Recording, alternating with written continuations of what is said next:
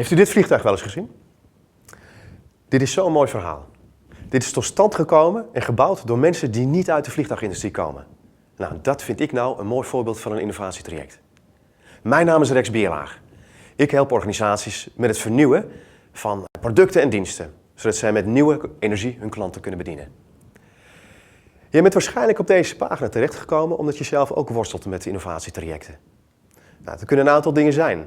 Bijvoorbeeld, er is veel te veel aandacht voor het bestaande. Dat is natuurlijk wel nodig, maar aan de andere kant weet je dat er ook vernieuwing nodig is. Of je vindt dat er niet genoeg ideeën binnenkomen. En als ze er al zijn, zijn ze zeker niet onderscheidend genoeg. En misschien lopen er al wel innovatieprojecten, maar die vind jij eigenlijk niet goed genoeg of ze lopen vroegtijdig vast. En dat is dan weer jammer van de geïnvesteerde tijd en het geld. En uiteindelijk wordt dat dan een frustrerend proces. In mijn ogen, als Twinkel zijnde, een fascinerend proces. En ook dus een proces waar ik je graag bij wil helpen. Ik had het geluk dat ik net na mijn VWO de kans kreeg om 2 jaar lang de wereld rond te reizen. Met wel 150 andere jongeren uit 25 verschillende landen.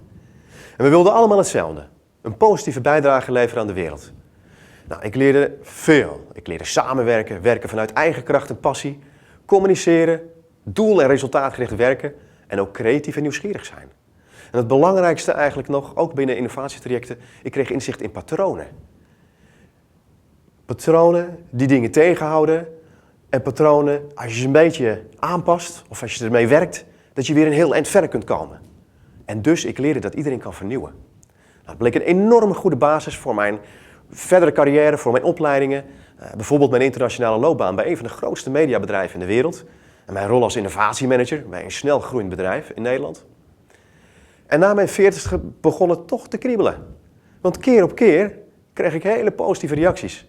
Als ik bijvoorbeeld nieuwe ideeën bedacht of een vernieuwingsproject leidde. En dat stimuleerde mij om een heel lang gekoesterde droomwens waar te maken. Ik startte met Twinkel. En Twinkel staat voor een lach in de ogen krijgen. Want vernieuwen, dat geeft energie.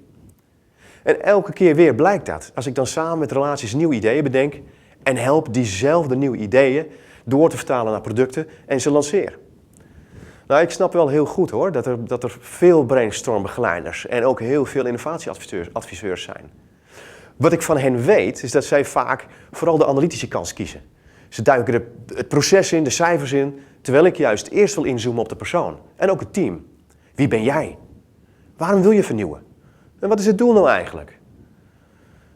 En eigenlijk dan toch het belangrijkste is er voldoende overtuiging, bevlogenheid en bezieling om dat proces ook werkelijk tot een goed einde te brengen.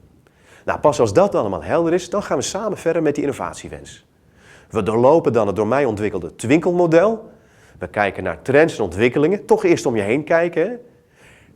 Dan gaan we pas het innovatiedoel bepalen. En daarna gaan we heel veel onderscheidende ideeën bedenken.